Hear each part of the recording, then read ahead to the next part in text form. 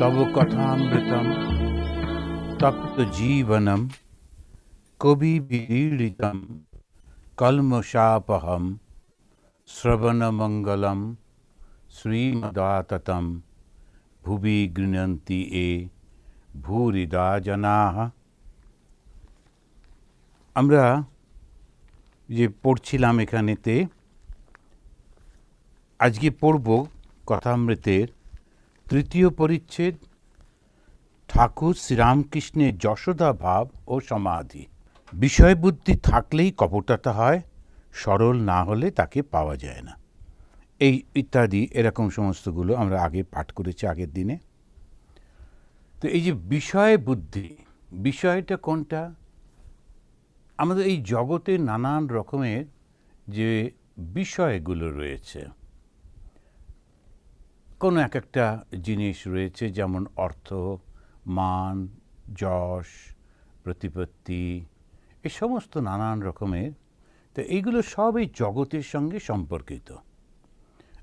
এমন একটা সমস্যা এইটা নিয়ে যে যখনই আমরা এইগুলো তাকাই, এইগুলো ভাবি, এইগুলো নিতে চেষ্টা করি, তখন আমরা ভগবানকে পাই না। অথচ যেগুলো সব ভগবানেরই সৃষ্টি, ভগবান থেকেই এসেছে, এক মহা মুশকিল।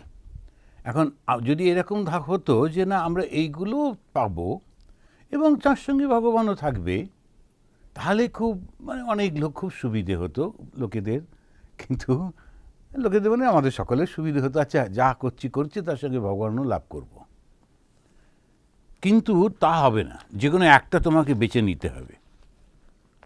তো অনেক সময় যখন বাচ্চাদের জন্মের পর একটু যখন বড় হয়, ঠিক কোন সময়টা জানি না, বোধহয় নামকরণ বা কিছু একটা সময়ে ওদের থালাতে করে নানান রকমের জিনিস দেয়।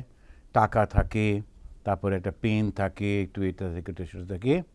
তো ও যেটাতে ছোঁবে তাহলে, এখন ধরুন একটা ছেলে, সে পুরো থালাটাই টুকটুক ছোট্ট বাচ্চা, তো ও পুরো থালাটার উপরেই হাত দিয়ে করছে। তখন একদম বড়রা বলে ওরে বাবা, এ তো একেবারে রাজা হবে, কারণ সব চাই ওর। কিন্তু ওইখানে আমরা ভগবানকে দিই না, ভগবানের কোনো অপশান থাকে না। ওটা অপশান, তুমি কি চাও, ব্যবসায়ী হবে না, পেনটা ধরলে আচ্ছা সাহিত্যিক হবে বা সাংবাদিক হবে, এই সমস্ত হবে তবে। কিন্তু যদি ভগবানকে ধরবার অপশান বাচ্চাটাকে দেওয়া হচ্ছে, কি মনে হয় না কিছু তাকে বলে। আমরা ভগবানকে নিয়ে অতটা চিন্তা করি না। পরবর্তীকালে যখন একটু বয়স হচ্ছে তখন ভাবছি, বা অল্প বয়সেও তখন হয়তো এই ভাবনাগুলো এলো। এবারে ভগবানটা কে, কেন ভগবান, যখন খুব অসুবিধে পড়ি তখন আমরা ভগবানকে ডাকি, সব নানা রকম। তো ভগবদ গীতাতে বললেন যে 4টে সময় মানুষ ভগবানের কথা চিন্তা করে: আর্ত, জিজ্ঞাসু, অর্থার্থী, জ্ঞানী। তো যখন সে খুবই কষ্ট পাচ্ছে, শারীরিক কষ্ট হচ্ছে, মানসিক কষ্ট হচ্ছে, অসুস্থ, ভগবানকে ডাকে। আবার তো যখন জিজ্ঞাসা কিছু আছে, জিজ্ঞাসা করতে চায়, কিউরিওসিটি রয়েছে, ভগবানকে ডাকে। এরকম করে জ্ঞানী। এখন এই জ্ঞানীটাতে সেই বলছে তেষাম জ্ঞানী নিত্যযুক্ত এক ভক্তি বিশিষ্যতে, ভগবদ্গীতাতে তেষাম জ্ঞানী নিত্যযুক্ত, সে সারাক্ষণ ভগবানের সঙ্গে একাগ্র হয়ে থাকে। ওই যে অবস্থাটা, এই অবস্থার কথাই কিন্তু সমস্ত শাস্ত্র বলছেন। সবাই নানান রকমভাবে বলতে। আজকে সকালবেলায় যখন আমরা যোগ বাশিষ্ঠ সার পড়ছিলাম, তখন যে বশিষ্ঠ মুনি তিনি শ্রীরামচন্দ্রকে ওইটাই বলতেন, এই জগৎটা যে দেখছো এ দুদিনের মাত্র, এটা বুদবুদের মতো, তোমারই মনের ছায়া, ইত্যাদি ইত্যাদি।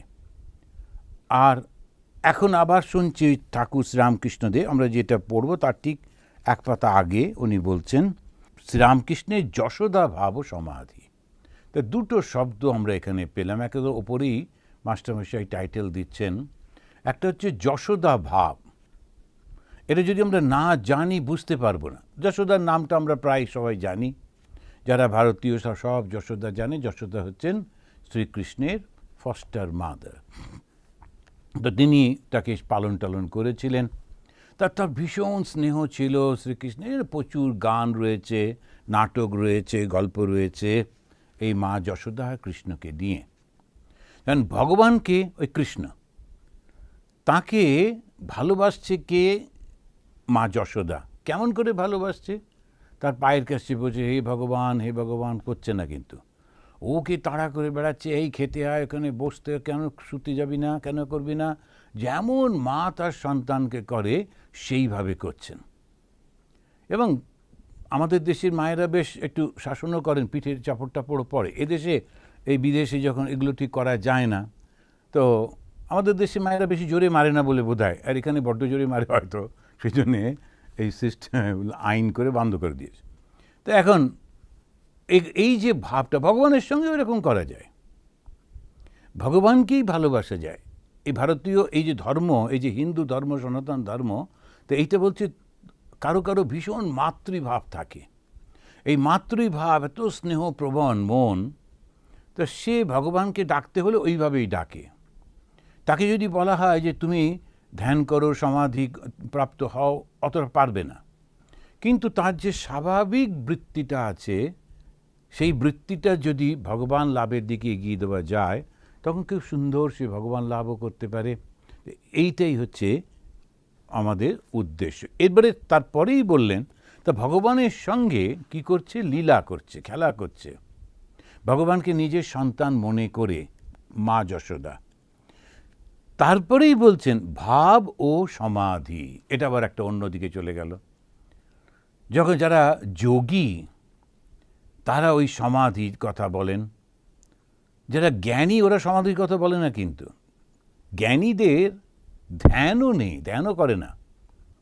সেটা আমরা অনেক সময় মিশিয়ে ফেলি, আমাদের সবসময় সবটা মিলিয়ে ফেলি। বিশেষ করে রামকৃষ্ণ মিশনে আমাদের যে ঠাকুর তো সবগুলো প্র্যাকটিস করেছিলেন, তো স্বামীজি এসে বললেন ওই 4টে যোগকেই এক করে ফেলো।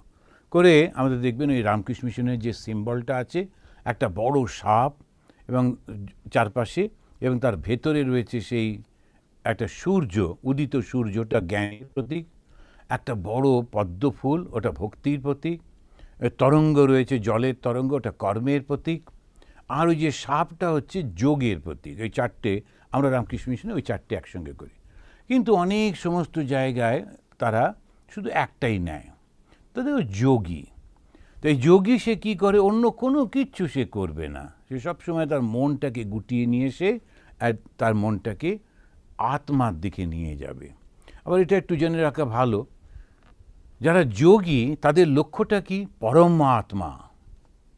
আমার একটা আত্মা আছে, চৈতন্য আছে, আর সেই রকম একটা সাম টোটাল কনসিয়াসনেস, সেখান থেকে ওই রিফ্লেকশনটা আসছে, আমি সেইখানে গিয়ে মিলিত হয়ে যাব, সেটা হচ্ছে পরমাত্মা। আর যারা জ্ঞান মার্গের লোক, আমি এই দেহ নই, মন নই, এরকম বিচার করতে থাকছে, তো সে কোথায় গিয়ে পৌঁছবে? ব্রহ্ম। এই ব্রহ্ম হচ্ছে চৈতন্য, সর্বব্যাপী চৈতন্য। আর যারা ভগবানের দিকে যাচ্ছে তারা কোথায় পৌঁছবে? তখন ওই ঈশ্বর, ভগবান, বিষ্ণুতে গিয়ে পৌঁছবে। বিষ্ণুটা কে? এটা সর্বব্যাপী সেই ভগবান একই। আবার যে যখন আমরা তন্ত্রে যাই, তখন শক্তি এবং চৈতন্যের এই মিলন, এই জ্ঞানটা হলেই তখন তাদের মুক্তি, এরকম ইত্যাদি। এটা আমরা সবগুলোই এই কথামৃতের মধ্যে পাই। যখনই আমরা পড়তে থাকি তখন নানান রকম, এখানেতে একটা ছোট্ট লাইন দিলেন, একদিকে হচ্ছে ভক্তি আর একদিকে হচ্ছে যোগ। ঠাকুর ছোট খাটটির উপর গিয়া নিজের আসনে উপবিষ্ট হইয়াছেন, সর্বদাই ভাবে পূর্ণ, ভাবচক্ষে রাখালকে দর্শন করিতেছেন। রাখালকে দেখিতে দেখিতে বাৎসল্য রসে আপ্লুত হইলেন, অঙ্গে পুলক হইতেছে। এই চক্ষে কি যশোদা গোপালকে দেখিতেন? মাস্টারমশাই ঠাকুরকে খুব অবজার্ভ করছেন, দেখছেন, এবং খুব গ্রাফিক ডেসক্রিপশন দিচ্ছেন। তো আগের যে আমরা এই পড়লাম, আগের এগুলো যে সত্য কথা, কলির তপস্যা, এই সমস্তগুলো ঠাকুর বলে এসে তারপরেই তিনি বলছেন, ওখানেতে বসেছেন, এই ঘরের মধ্যে ঢুকে, ঠাকুরের ঘরটা এখনও আছে, খাটটা এখনও রয়েছে, এবং ঠাকুর সেই খাটের উপরে বসেছেন। বসার পর তিনি রাখালকে দেখছেন। রাখাল মানে পরবর্তীকালে স্বামী ব্রহ্মানন্দজি। তা রাখাল স্বামী বিবেকানন্দের বন্ধু ছিলেন, কিন্তু বিবেকানন্দের একটা ব্যক্তিত্ব ছিল, আবার রাখালের আর একটা ব্যক্তিত্ব, একটু শিশু সুলভ, আর বড় সড়ো চেহারা, একটু মোটা সোটা, তো ঠাকুর ওর দিকে তাকিয়ে আছেন, ভাবে মাস্টারমশাই যশোদা কেন বললেন, তার কারণ ঠাকুর নিজেই বলেছেন যে ওই রাখাল হচ্ছে আমার ভাবের সন্তান। ঠাকুর একবার শ্রী শ্রী মা কালীকে বলেছিলেন যে মা, একটা ছোট ছেলেকে যদি তুমি আমাকে দাও, আমি তাহলে আমার মতো করে ওকে গড়ে তুলব, আমার মতো করে, মানে ঠাকুরের মতো আমার ছেলে যেমন হবে। তো এটা ইচ্ছা হয়েছিল। এখন সেইভাবে একদিন হঠাৎ করে মা, তিনি যখন ধ্যান করছেন, দেখলেন ধ্যানের মধ্যেই কালী মা তিনি এসে একটা ছেলেকে ওনার কোলে বসিয়ে দিলেন। তো ঠাকুর প্রথমে ভয় পেলেন, আমি সন্ন্যাসী, আমার কেন সন্তান হবে? তখন মা বললেন, না, এ তোমার কাছে আসবে। এবারে বহু বছর কেটে গেল, তখন প্রায় 16 বছর বয়স, তখন এই ছেলেটি এলো, 16-17 বছর বয়স, এবং সে এসে ঠাকুরের কাছে ঢুকতেই, রাখাল তার নাম, ঠাকুর ওকে দেখেই বুঝলেন মা এর কথাই বলেছিলেন, এই সেই সন্তান। তখন ঠাকুর দেখছেন শ্রীরামকৃষ্ণের সন্তান, তার মধ্যে কি কি গুণ থাকবে? ঠাকুরের মতোই তো গুণ থাকবে। এখন ওই ভাবগুলো তার মধ্যে ফুটে উঠবে। তো ওই যে আমাদের সেই হিন্দিতে ওরা সবসময় বলে বাপ কা বেটা আর সিপাহী কা ঘোড়া। এখন বাপ কা বেটা মানে ছেলে হচ্ছে বাবার মতোই হবে। এখন ওই রকম ওরা আশা করে। তো এখন ন্যাচারালি ওই তিনি লক্ষ্য করছেন। তা এইখানটাতে মাস্টারমশাই বলছেন, ওই যে ও বসে আছে, খুব স্নেহের দৃষ্টিতে ঠাকুর ওকে দেখছেন। ওই দৃষ্টিটা দেখে মাস্টারমশাই তো বেশ পড়াশুনো করা লোক, তো তখন আর মনে হয়েছে মা যশোদা বোধহয় এই দৃষ্টি দিয়ে কৃষ্ণকে দেখতেন। দেখিতে দেখিতে আবার ঠাকুর সমাধিস্থ হইলেন। এই সমাধিস্থ হওয়া মানে, আমরা সারা জীবন চেষ্টা করে যদি একটু 5 মিনিটের ধ্যান হয়, তাহলে সেইটাতে আমরা 3টে ডায়েরি লিখে ফেলি যে আমার এরকম দারুণ ধ্যান হয়েছিল, পরে যতজনকে পারি বলি, কত কি করি। আর ঠাকুর মুহুর্মুহুর সমাধি হচ্ছে। সমাধি কি? ধ্যানের চরম অবস্থা হচ্ছে সেই সমাধি, যখন দেহ বোধটাই থাকে না, জগৎ বোধ থাকে না, সমস্ত মনটা সেই চৈতন্যের মধ্যে চলে যায়। যদি কোনো দিন কারুর ঠাকুরের কৃপা হয়, কারুর যদি সেইটি হয় প্রভুর কৃপায়, তখন সে অনুভব করতে পারবে, আমরা অনুভব করতে পারবো। এটা মুখে বলা যায় না। এটা যোগীরা যারা অনুভব করেছেন তারা ওকে তা বলেছেন যে এই যে কী আনন্দের যে সময়টা, এটা ব্যাখ্যা করা যায় না। ওইভাবে গেলে আর কেউ ফিরে আসতে চায় না। সাধারণ যারা তপস্যা করে, সেই তপস্যা করতে করতে সে যখন ওই যোগের ওই অবস্থায় পৌঁছয়, আর আসতে চায় না। সমাধির পর কিছুতেই চোখই খুলতে চায় না, আসতে চায় না, দেহটার দিকে তাকাতে চায় না। আর ফল কি হয়? খায় না, কোনো কিছু করে না। দেহর তো একটা ধর্ম আছে, তাকে তো খাদ্য দিতে হবে, বস্ত্র দিতে হবে, তাকে রক্ষা করতে হবে, কিছু করে না। ফলে সাধারণ যোগী, ঠাকুর ভগবান শ্রীরামকৃষ্ণদেব বলেছেন যে 21 দিন পর কিন্তু শুকনো পাতার মতো ঝরে পড়ে যায়। কারণ এই যে এখানে দেখছি ঠাকুর মুহুর্মুহু ওই অবস্থায় চলে যাচ্ছেন, আবার সেখান থেকে ফিরছেন, এটা ওর কাছে একদম স্বাভাবিক ছিল। আমরা যখন পড়ি কথামৃত ঠাকুরের জীবনী, তো ওনার ঠাকুর সমাধিতে গেলেন, আবার ঠাকুর চোখ মেলেন, কত সোজা। কিন্তু এই যে কার কথা পাঠ করছি, এটা যদি একটু আমরা গভীরভাবে ভাবি, গায়ে কাঁটা দিয়ে উঠবে যে ইনি। অথচ দেখুন ছবিটা দেখলে মনে হবে একদম সেই গ্রামের লোক, যে খালি গা বসে আছেন, কিছুই যেন জানেন না। অথচ মুহুর্মুহু সময়, ওই একবার সমাধিতে গেলেই সে মহাপুরুষ। আর ইনি মুহুর্মুহু যাচ্ছেন, নাকি কি বলবো? তাই না স্বামীজি বললেন উনি হচ্ছেন ভগবান। আর শুধু তাই না, স্বামীজি তখনকার দিনে যেমন বাংলা বলতো, তো একটু জোর দিয়ে বলতো। এখনকার বাঙালিরা একটু মিনমিনে, তখনকার দিনে একদম সমস্ত ছেলেরা তারা ওই কুস্তি লড়তো, তরোয়াল খেলা শিখতো, লাঠি খেলা শিখতো। কোনো বাঙালি ছেলে দুবলা পাতলা কুঁই কুঁই করে একদম পছন্দ করতো। স্বামীজি খুবই কেঁপে যেতেন যারা সব এরকম করতে টরতো। দারুণ শক্তিশালী ছিল, কারণ ব্রিটিশদের সঙ্গে লড়তে হতো। তো সেই জন্যে উনি বলছেন শ্রীরামকৃষ্ণ ভগবানের বাবা। ভগবান কি? ভগবানের বাবা, অর্থাৎ যার থেকে ভগবান সৃষ্টি হয়েছেন। সত্যি সত্যি মানে আমরা তো ভাবতে পারি না। অনেকে যারা সব অন্যদের আছেন তারা আবার একটু না না শ্রীরামকৃষ্ণ খুব বড় সাধক, কিন্তু আপনাদের দেব দেবী পুজো করেন না, এখানে মা কালীর অন্তত একটা মূর্তি, অনেকে এসে সাজেশনগুলো দেন। এই যে কাকে নিয়ে আমরা রয়েছি, কার জন্যে আমরা চিন্তা করছি, আমরা ভাবতেই পারি না। শ্রীরামকৃষ্ণ দেখিতে দেখিতে ঠাকুর সমাধিস্থ হইলেন। ঘরের মধ্যস্থ ভক্তেরা অবাক নিস্তব্ধ হইয়া ঠাকুর শ্রীরামকৃষ্ণের এই অদ্ভুত ভাব অবস্থা দর্শন করিতেছেন। দর্শন করিতেছেন শব্দটা বললেন, দেখছেন বললেন না, দর্শন করিতেছেন। খুব ভক্তির সঙ্গে যখন আমরা দেখি, সেই দর্শন করা, ঈশ্বরকে দর্শন করি আমরা অত্যন্ত ভক্তির সঙ্গে, বিশেষভাবে তাকে আমরা দেখি। তো এই ভক্তরা কত তারা সৌভাগ্যশালী, তারা ওই অবস্থাটা দেখতে পাচ্ছেন। ধীরে ধীরে ঠাকুর একটু প্রকৃতিস্থ হচ্ছেন, আমাদের মতো হচ্ছেন, আবার নেমে আসছেন। বলিতেছেন, রাখালকে দেখে উদ্দীপন কেন হয়? উদ্দীপন কেন না? ভগবানের কথা মনে পড়ে। উদ্দীপনা হচ্ছে ভগবানের কথা মনে পড়া, ঈশ্বরের কথা মনে পড়া। তো সেই জন্য বললেন রাখালকে দেখে উদ্দীপন হয়।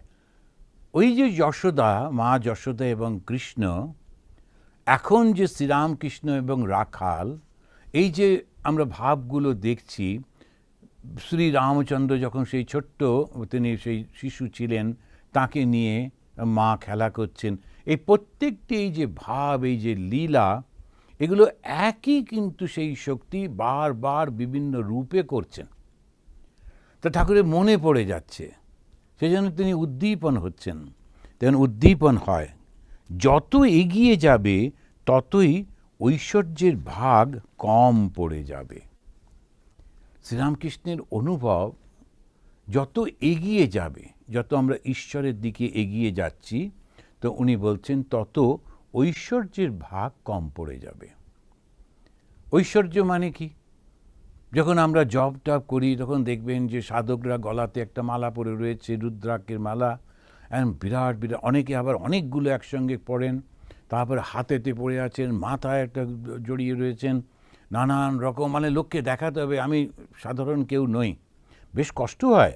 আমি একবার পড়েছিলাম এই বড় বড় গলায়, বেশিক্ষণ পরে থাকা যায় না, আর শুতে গেলে পিটপিট করে লাগছে, কিন্তু তবুও সেইগুলো ওরা একদম হাতে জড়িয়ে রাখেন, বাহুতে লাগান, তারপরে গলায় পরে থাকেন, বেশ একটা ঐশ্বর্যের ভাব থাকে। আর ঐশ্বর্য হচ্ছে কি, নানান রকমের বক্তৃতা দিচ্ছেন, ভাষণ দিচ্ছেন, বিভিন্ন বিষয় থেকে কোট করছেন, এসব করছেন, এবং লোকেরা একেবারে ভয়ের সঙ্গে তাকে দেখছে। এই সমস্ত হচ্ছে ঐশ্বর্য। কিন্তু যত ঈশ্বরের দিকে যাওয়া যায় ওগুলো সব কমতে থাকে, কমে কমে কি হয়, ওই বালক অবস্থা হয়। ওর সব আছে কিন্তু কোনো কিছুতে ওর আর্ট নেই। ঠাকুর সেটা বলতে চাইছেন যে যত এগিয়ে যাবে ততই ঐশ্বর্যের ভাগ কম পড়ে যাবে। আমাদের যোগের যে ঐশ্বর্য আছে, 8টা ঐশ্বর্য, তো নানান রকমের লঘিমা, এরকম সমস্ত নানা রকম সমস্ত থাকে, 8টা যে শক্তির কথা বলা হয়। সাধকের প্রথম দর্শন হয় দশভুজা ঈশ্বরী মূর্তি। তো ঠাকুর একটু অন্যভাবে বলছেন। তো সাধক প্রথম হচ্ছে দশভুজা, মা দুর্গা ঝলমল করছে, কত রকমের গয়না, কত রকমের অস্ত্রশস্ত্র, সেই মা দশভুজা তিনি দাঁড়িয়ে আছেন। সে মূর্তিতে ঐশ্বর্যের বেশি প্রকাশ। তারপর দ্বিভুজা, তখন 10 হাত নাই, অস্ত্রশস্ত্র নাই, কেবল গোপাল মূর্তি দর্শন হচ্ছে। আমরা যেন ভুল না করে ফেলি, যারা দুর্গা পুজো করেন তার মানে ওরা লোয়ার ক্যাটাগরির ভক্ত, আবার যারা গোপালের পুজো করেন তারা হায়ার ক্যাটাগরির ভক্ত, এইরকম না। এখন উনি উদাহরণ দিচ্ছেন গোপালের, উনি উদাহরণ দিচ্ছেন মা দুর্গার, কিন্তু আসলে যেটা বলতে চাইছেন, আমরা ঈশ্বরের ঐশ্বর্যের দিকে আর তাকাই না। যখন আমরা ভালোবাসি, আমার বাবা হয়তো রাজা, কিন্তু রাজার ঐশ্বর্য কি আমি ভালোবাসি? এখন প্রথম দিকে ছোট বাচ্চা সে যখন এলো, তখন দেখলো বাবা যখনই যাচ্ছে দুপাশে সৈন্যরা স্যালুট করছে, বাবা ঘোড়ায় করে আসছেন, মাথায় একদম সেই মুকুট টুকুট পরা, সবাইকে ও বেশ অবাক দৃষ্টিতে দেখছে বাবাকে সবাই কিরম করে। কিন্তু ওই বাবাকে ওর ভয় করে, অতটা কাছে যেতে পারছে না। এইবারে যখন অন্দরমহলে গেলেন, সমস্ত পোশাক টোশাক খুলে টুলে স্বাভাবিক একজন মানুষ, তিনি ছেলেকে ডাকলেন, তাকে কোলে নিয়ে আদর করছেন, তার সঙ্গে খেলা করছেন। ওই বাবাকেও বেশি ভালোবাসে, ওই বাবাকে ওর পছন্দ। তখন ও আর ওর বাবা ঠাকুর ওইটা বলতে চাইছেন। এই নয় যে মা দুর্গা একটু মানে ঠিক অতটা নয়, আমাদের গোপাল যে ঠাকুর সবাই নিজেই বলেছেন যে যত এগিয়ে যাবে তত গোপাল মূর্তি, এইগুলো ভাবলে বোধহয় ভুল হয়ে যাবে। হচ্ছে আন্তরিকতা যখন আসছে তখন আমি ভগবানের ওই ঐশ্বর্যটা দেখছি না, আমি আরও বেশি বেশি করে ভগবানের কাছের হচ্ছি। কোনো ঐশ্বর্য নয়, কেবল কচি ছেলের মূর্তি, এর পরেও আছে কেবল জ্যোতি দর্শন। তাহলে কি দাঁড়ালো? এই যে মূর্তি যখন বলছেন তখন হচ্ছে দুর্গা মূর্তি, মানে ঐশ্বর্যটা অনেক বেশি রয়েছে। সেই ঐশ্বর্য কমতে কমতে তখন আর ভগবানের কাছে আমরা ওইভাবে যাচ্ছি না, শুধু ভালোবাসার বস্তু হিসেবে যাচ্ছি। যেতে যেতে ধীরে ধীরে একদম আমরা একটা ছোট ছেলে, তাকে দেখতে হবে, নইলে ওকে কে দেখবে, ওকে কে খাওয়াবে, ওকে কে ঘুম পাড়াবে, ওকে কে স্নান করাবে, ছোট্ট বাচ্চা। সুতরাং তখন আমার ভগবানকে দেখাশুনো করছি, সমস্ত শক্তি ভগবানের, কিন্তু আমার তা সেটা মনে থাকছে না। ওই হচ্ছে ভালোবাসা। তো ওই রকমভাবে ভালোবাসাটা আসছে, অর্থাৎ যে সাধক সাধনা করছে সে প্রথম দিকে যদিও মনে করত যে সাধনার ফলে আমার এইরকম হবে ওই রকম হবে, কিন্তু ধীরে ধীরে সাধনা করতে করতে যখন ভালোবাসাটা আসে তখন আর অন্য কিছু থাকে না। শেষে শুধু তিনিই রয়েছেন, জ্যোতি দর্শন, মূর্তিও থাকে না। তো যখন প্রহ্লাদ, ধ্রুবর গল্প এটা, যে ধ্রুব যখন ছোট, সে তার বাবার কাছে গেছে, ওর সৎ মা ওকে বাবার কাছে ঢুকতেই দিলেন না, বাবা রাজা, কিন্তু ধ্রুবর মাকে তাড়িয়ে দেওয়া হয়েছে, তো সেই জন্য দূরে থাকেন। তা ধ্রুব জিজ্ঞেস করেছে মাকে যে আমার বাবাকে, বলছেন এই রাজা। তো বেশি দূর নয়, ও গুটগুট করে চলে এসছে, কিন্তু বাবা ওকে বাবার ইচ্ছে ছিল হয়তো, কিন্তু সৎ মা বসতে দিলেন না, বাবার কাছে আসতে পারবে না। তখন ধ্রুব ফিরে এসে ওর মাকে বলছে, তুমি বলে দাও। বলে আমি বলতে পারি না, আমাকেই তাড়িয়ে দিয়েছেন। তো কে বলতে পারে? যে কেউ বলতে পারবে না, এদেশের রাজা উনি, ওনার উপরে কে কথা বলবে? তাহলে কেউ নেই? বলেন ভগবান যদি বলে দেন তাহলেই হতে পারে, কারণ রাজার থেকে বড় হচ্ছেন সেই ভগবান। এইবারে ধ্রুব জঙ্গলে গিয়ে বসে আছে, আমরা সেই কাহিনী জানি। নারদ এসে ওকে মন্ত্র শিখিয়ে দিলেন, ধ্রুব সেই মন্ত্র উচ্চারণ করছেন, তপস্যা করছেন। শেষকালে সেই ভগবান এলেন, বিষ্ণু এসে দর্শন দিলেন, দিয়ে বলেন বলো কি চাই। তখন ধ্রুব কি চাইল? প্রথমে ঐশ্বর্য চেয়েছিল, আমি রাজার মতো রাজার কোলে বসবো, রাজার পাশের আসনে আমি যুবরাজ হয়ে বসবো, পরের রাজা হব, ইত্যাদি ইত্যাদি। সেই জন্যে ভগবানকে ডাকছিল। কিন্তু যত ভগবানকে ডাকছে তত তার মনটা পবিত্র হয়ে যাচ্ছে, শুদ্ধ হয়ে যাচ্ছে, শুধু তার নামে, ভগবানের নামেতেই মন শুদ্ধ হয়ে যায়। করতে করতে একটা ম্যাচুরিটি যখন এলো, সেই সময়টা যখন এলো, যখন ভগবান দর্শন দিচ্ছেন, তখন কিন্তু এই জগৎটা, এই রাজত্ব, বাবা, সব কিছুই মনে পড়ছে না। তখন ধ্রুব বলছে আমি তোমাকে চাই। এই যে ভালোবাসাটা, সেটাই ঠাকুর বলছেন